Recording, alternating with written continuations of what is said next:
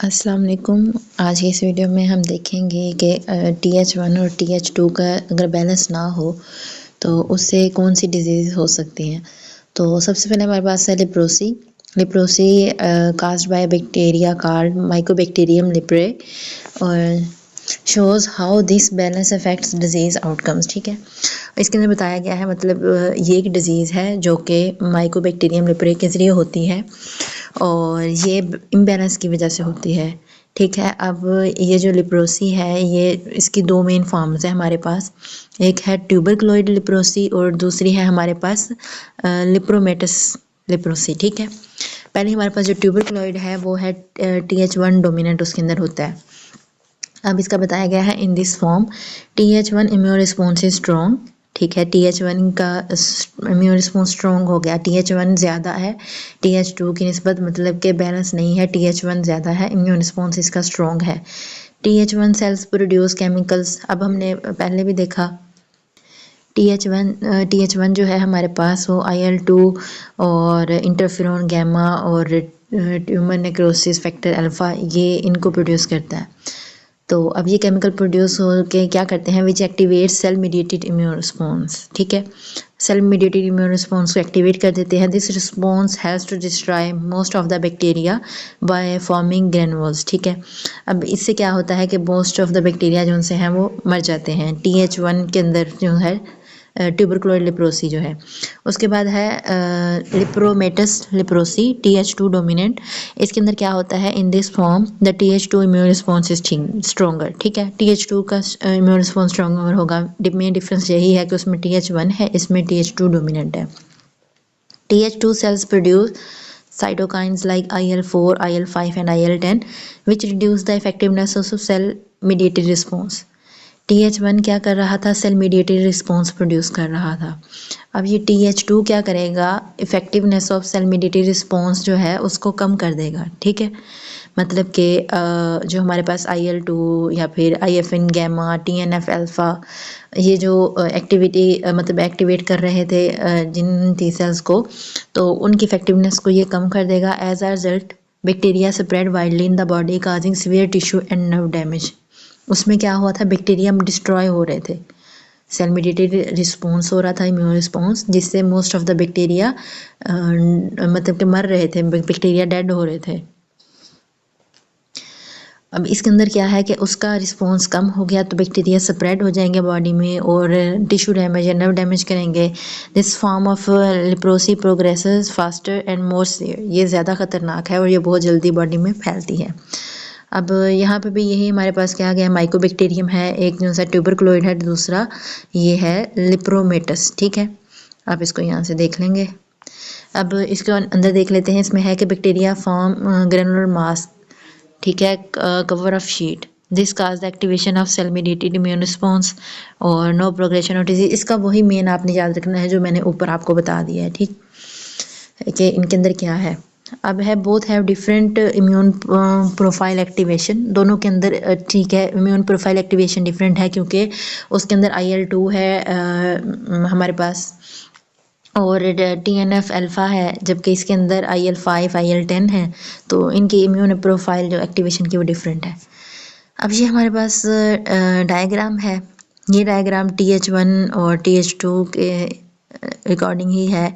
इसके अंदर देखें, पहले में हमारे पास हमने कहा था कि इंटरफेरोन गैमा यहाँ पे आके अटैच होता है इस रिसेप्टर के ऊपर। ठीक है, इंटरफेरोन गैमा अटैच हुआ और सिग्नल हुआ जैक स्टैट जो मेथड है उसके लिए सिग्नल ट्रांसडक्शन हुआ और हमारे पास टीबेट आ जाता है। ठीक है, टीबेट ने नेक्स्ट प्रोड्यूस किया इंटरफेरोन गैमा को। अब इंटरफेरोन गैमा जो है सेल मीडिएटेड रिस्पॉन्स है। अभी मैंने ऊपर भी डिस्कस किया कि TH1 जो है, TH1 के जो है TH1 से जो हमारे पास केमिकल्स प्रोड्यूस हो रहे हैं वो सेल मीडिएटेड रिस्पॉन्स देते हैं। ठीक है, ये हमारे पास TH1 का सारा है सिस्टम और इधर जो है TH2 है। इधर हमारे पास IL-4 है, IL-4 रिसेप्टर पे आके लगता है, जैक स्टैट के जरिए सिग्नल ट्रांसडक्शन होती है और यहाँ पे हमारे पास GATA GATA3 प्रोड्यूस हो रहा है, ये IL-4 को प्रोड्यूस करता है और IL-4 जो है ह्यूमरल रिस्पॉन्स के अंदर है। ठीक है, और इसका मेन ये है कि ट्रांसक्रिप्शन प्रोफाइल। अब अगर IL-4 प्रोड्यूस हो जाता है तो क्या है, this will change transcription profile so that IFN response will not generate by cell. हमने ऊपर भी मैंने जो बताई हैं डिजीज उसके अंदर भी यही बात की कि जब TH2 आ जाता है, IL-4 प्रोड्यूस हो गया, इम्यूनो रिस्पॉन्स आ गया, तो वो क्या करेगा, सेल मीडिएटेड रिस्पॉन्स को वीक कर देगा, मतलब कि उसको उसकी इफेक्टिवनेस को कम कर देगा। वही बात आ गई। तो यहाँ पे भी यही है कि अगर हमारे पास IL-4 मौजूद है, प्रेजेंट है, तो वो इसको रिड्यूस कर देगा, इसके रिस्पॉन्स जो है इससे फिर जनरेट नहीं होगा, ये डोमिनेंट होगा। हमने ये बात पहले भी की कि IL-4 का रिस्पॉन्स जो होता है वो डोमिनेंट होता है। अगर हमारे पास इंटरफ्रोन गैमा IL-4 दोनों मौजूद हैं तो IL-4 को प्रेफर किया जाता है। और बैक्टीरिया जो है डिजीज़ इसी तरह फैलाते हैं ना कि IL-4 जो अगर आ जाता है, इम्यूनो रिस्पॉन्स आ जाता है, तो बैक्टीरिया को फैलने का टाइम मिल जाता है। आगे हमारे पास है मैक पहले हमारे पास कम्प्लीमेंट सिस्टम है। कम्प्लीमेंट सिस्टम क्या है, सेट ऑफ प्रोटीन्स हैं और ये लीवर के अंदर प्रोड्यूस होती हैं और हर वक्त एक्टिव नहीं होती, इनको एक्टिवेशन की ज़रूरत होती है और ये एक मैक बनाती हैं। मैक हमारे पास है मेम्ब्रेन अटैक कम्प्लेक्स, ये कम्प्लेक्स फॉर्म करती हैं। और कम्प्लीमेंट सिस्टम का है, कम्प्लीमेंट प्रोटीन्स हैं और they need to be activated through proper regulations as they are dangerous. ठीक है, अभी ऐसे ही एक्टिवेट नहीं हो जाते, इनके लिए प्रॉपर मैकेनिज्म है, क्योंकि अगर ये एक्टिव हो गई तो फिर ये मतलब कि काम करेंगी, अपना डैमेज कर सकती हैं अदर ऑर्गन्स को भी, इसलिए इनके लिए प्रॉपर एक्टिवेशन है, ऐसे ही ये एक्टिवेट नहीं हो जाती।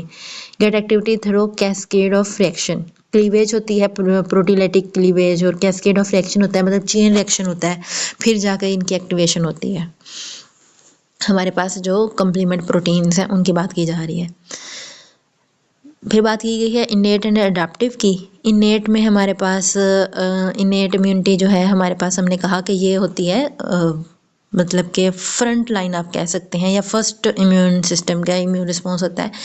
इसके अंदर मैक्रोफेजेस आ जाते हैं, ठीक है, डेंड्रिटिक सेल्स आ जाते हैं जो डायरेक्टली ही क्या करते हैं, किलिंग कर देते हैं, एंटीजन को डिस्ट्रॉय कर देते हैं। अडॉप्टिव हमारे पास आप सेकंड लाइन कह सकते हैं कि सेकंड लाइन ऑफ इम्यूनिटी या सेकंड इम्यूनिटी कह सकते हैं। इसके अंदर हमारे पास अडॉप्टिव के अंदर T सेल और B सेल्स होते हैं, ठीक है। तो ये फिर आगे इम्यूनिटी मतलब होते हैं, T सेल के अंदर होता है कि साइटोटॉक्सिक है तो वो किलिंग कर देंगे, और ये चीज़ है। अब है कि मैक्रोफेजेस हैं, और मैक्रोफेजेस के अंदर इनेट में ह्यूमरल रिस्पॉन्स है। ह्यूमरल रिस्पॉन्स हमारे पास होता है, हमारे पास एंटीबॉडीज़ इसके अंदर आती हैं ह्यूमरल रिस्पॉन्स में, ठीक है। और सेल मीडिएटेड में हमारे पास T सेल्स आते हैं, ठीक है। अडाप्टिव के अंदर देखें तो ये देखें, ह्यूमरल में हमारे पास जो है वो एंटीबॉडीज़ आती हैं। ह्यूमरल रिस्पॉन्स जो होता है कि एंटीबॉडीज़ के थ्रू रिस्पॉन्स हो रहा है, और सेल मीडिएटेड के अंदर हमारे पास T सेल्स आते हैं। और इनेट के सिस्टम के अंदर हमारे पास मैक्रोफेजेस और कम्प्लीमेंट सिस्टम आता है, कम्प्लीमेंट प्रोटीन्स आती हैं। और यहाँ पे फिर वही बात की गई है, complement proteins get activated through proteolytic cleavage. Proteolytic cleavage होता है मतलब कि कैस्केड रिएक्शन होता है, ये पहले हमने डिस्कस किया हुआ है, उसके थ्रू ये एक्टिवेट होती हैं। इसके बाद है complement protein activation can occur through 3 pathway. अब हमने कहा कि ये इजीली एक्टिवेट नहीं होती, तो इनके लिए एक लंबा प्रोसीजर है। तो यहाँ पे है 3 पाथवे बताए गए हैं जिसके थ्रू कम्प्लीमेंट प्रोटीन्स की एक्टिवेशन हो सकती है। पहला हमारे पास है क्लासिकल पाथवे, दूसरा है हमारे पास अल्टरनेट पाथवे, थर्ड है हमारे पास लेक्टिन पाथवे। अब और नीचे ये बात की गई है कि इनके अंदर C3b प्रोटीन कॉमन होती है। अब C3 प्रोटीन है, ठीक है, ये इसको भी मैं बताती हूँ। सबसे पहले हमारे पास है क्लासिकल पाथवे। क्लासिकल पाथवे क्या है, इसके अंदर हमारे पास एक्टिवेशन जो है एंटीबॉडीज़ की वो डिपेंड करती है एंटीजन एंटीबॉडी के ऊपर, सॉरी प्रोटीन की जो एक्टिवेशन है, कम्प्लीमेंट प्रोटीन्स की एक्टिवेशन किसके ऊपर अब डिपेंड कर रही है, एंटीजन एंटीबॉडी बाइंडिंग के ऊपर। एंटीजन एंटीबॉडी बाइंड करेंगे तो सिग्नल मिलेगा। और इसमें मेन एक बात जो है वो ये होती है कि C3 जो प्रोटीन है उसकी क्लीवेज होनी है। हमने कहा कि ये प्रोटीलेटिक क्लीवेज या कैस्केड चेन रिएक्शन है जिसके अंदर क्लीवेज होती जाएंगी, फिर एक्टिवेशन होगी। अब है कि C3 प्रोटीन की क्लीवेज होनी है, तो अब C3 प्रोटीन की क्लीवेज क्लासिकल पाथवे में कब होती है कि जब एंटीजन एंटीबॉडी आके बाइंड करते हैं, C3 प्रोटीन क्लीवेज होके वो 2 पार्ट्स में डिवाइड हो जाती है, C3A C3B। C3B जो सा है वो लार्जर पार्ट होता है, मेन रोल प्ले करता है, ठीक है। अल्टरनेट के अंदर जो है कोई भी ये एंटीजन एंटीबॉडी कॉम्प्लेक्स आके अटैच नहीं होता। इसके अंदर जो है C3 प्रोटीन क्लीवेज होती है, लेकिन उसके लिए अदर पाथवे होते हैं, अदर मेथड होते हैं, अदर वेज से वो क्लीवेज होती है। इस तरह का इसके अंदर कोई नहीं है। अब थर्ड हमारे पास है लेक्टिन पाथवे। लेक्टिन पाथवे के अंदर क्या होता है कि मतलब कि जो एंटीजन के ऊपर ना शुगर प्रेजेंट होती है, जो शुगर या कार्बोहाइड्रेट्स है, तो वो आएंगे। लेक्टिन जो सी है हमें पता है कि एंजाइम जो सी कार्बोहाइड्रेट्स की है, और ठीक है, और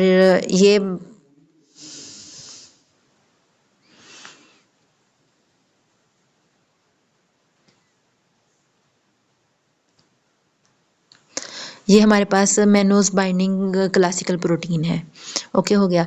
अब ये जब शुगर होगी प्रेजेंट एंटीजन के ऊपर, तो उसको रिकॉग्नाइज करेगी, उस जब उसके साथ जाके अटैच होगी तो हमारे पास जो C3 प्रोटीन है उसकी क्लीवेज हो जाएगी। क्लासिकल में था कि एंटीजन एंटीबॉडी बाइंड करेंगे तो C3 क्लीवेज होगी, और फिर एक्टिवेशन होगी। अल्टरनेट के अंदर भी C3 क्लीवेज होगी, लेकिन वो अदर वेज से होती है, उसके अंदर कोई भी एंटीजन एंटीबॉडी बाइंडिंग नहीं हो रही होती। और लेक्टिन के अंदर ये इंपॉर्टेंट होता है कि कार्बोहाइड्रेट्स के साथ इसकी अटैचमेंट हो तो फिर जाके C3 प्रोटीन की क्लीवेज होती है। अब यहाँ पे यही बात की गई है कि when cleavage occur protein breaks into 2 and in most cases B part will be larger. मतलब कि C3 की ही देख लें कि C3 में मैंने कहा कि C3 जब क्लीवेज होती है तो वो C3A और C3B में कन्वर्ट होता है, और C3B लार्जर पार्ट होता है। तो यहाँ पे भी कहा है कि मोस्टली प्रोटीन्स को हम कह देते हैं कि वो AB पार्ट के अंदर डिवाइड हो गई और B पार्ट लार्जर होगा। यहाँ पे नीचे एग्जाम्पल दी गई है C5 की। C5 की क्लीवेज हुई, वो C5B और C5A के अंदर कन्वर्ट हुआ, और आप ये देख सकते हैं B वाला पार्ट जो पोर्शन है हमारे पास बड़ा है और A वाला जो है वो छोटा है। इसके बाद हमारे पास नेक्स्ट हम डिस्कस करेंगे कंडीशंस को, कि कौन कौन सी कंडीशंस हैं जिसके अंदर कम्प्लीमेंट प्रोटीन की एक्टिवेशन होती है। तो इंशाल्लाह हम अगली वीडियो में देखेंगे।